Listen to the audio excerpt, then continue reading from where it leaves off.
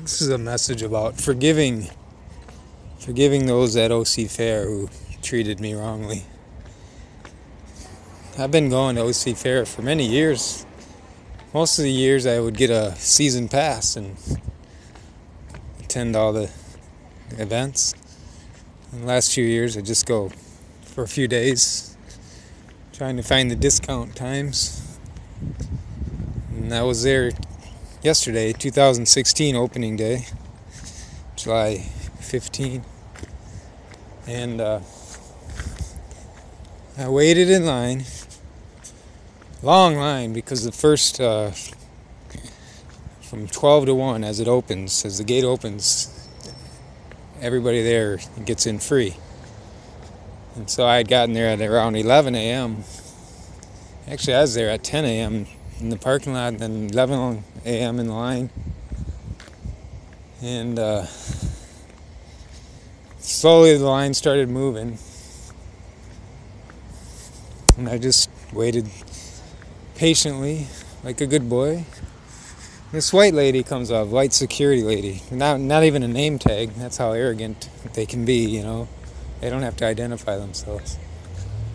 And she smiles and doesn't say anything right away, and we just wait there. She says, "Is everything okay?" And I said, "Yeah."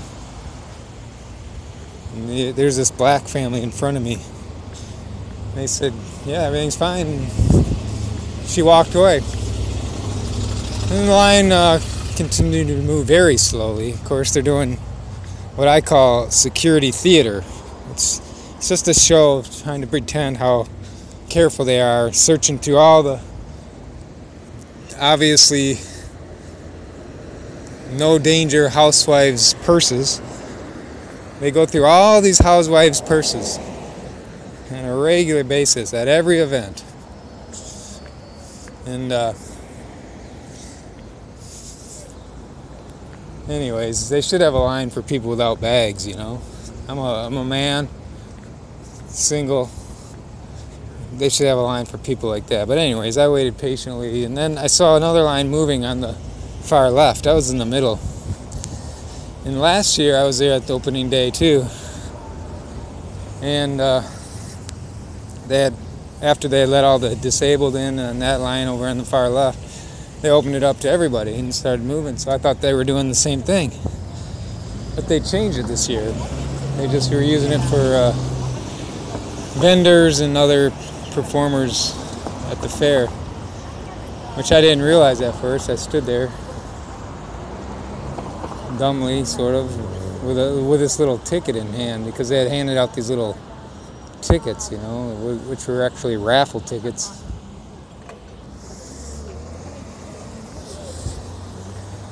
And I showed her the raffle ticket. I didn't know it was a raffle. I thought it was a ticket to get in.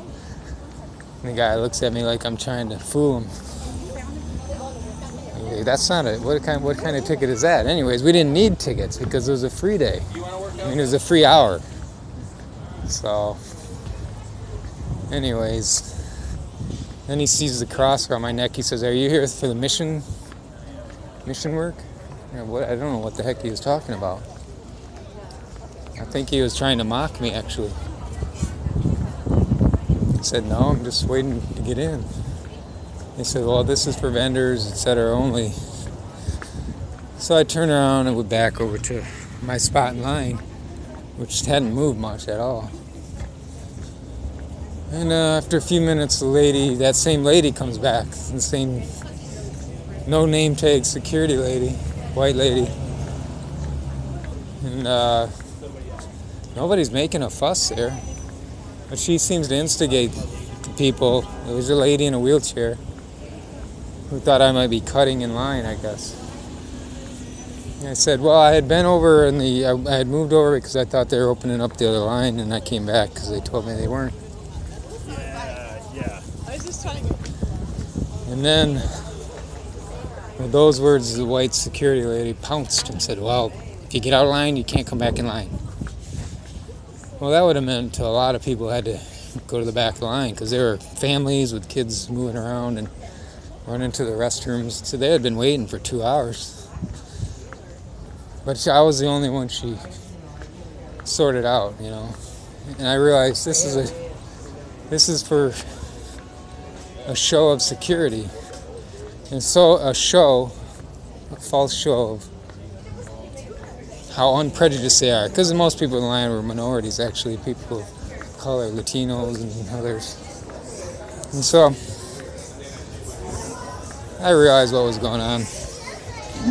Clear as the nose on my face. And I didn't put up a fuss at the time. I was actually going to leave. I just thought I'd leave. And so I walked back towards my car, and then I saw the line that the entrance over that side was a lot shorter. It only took me 5 minutes to get in. So I actually got in quicker per being kicked out of line there. Wrongly kicked out. And it made me feel a little better, but not much actually. I feel like, you know, at 49 years old, educated, good citizen, conscientious, that should have been treated better, but she was picking at me like I was a little white boy. It was very disturbing to me. And so I actually perseverated. It kept going over and over in my mind what had happened, you know. After the fair, after I left after that evening, and all night long, really. Now the next day. So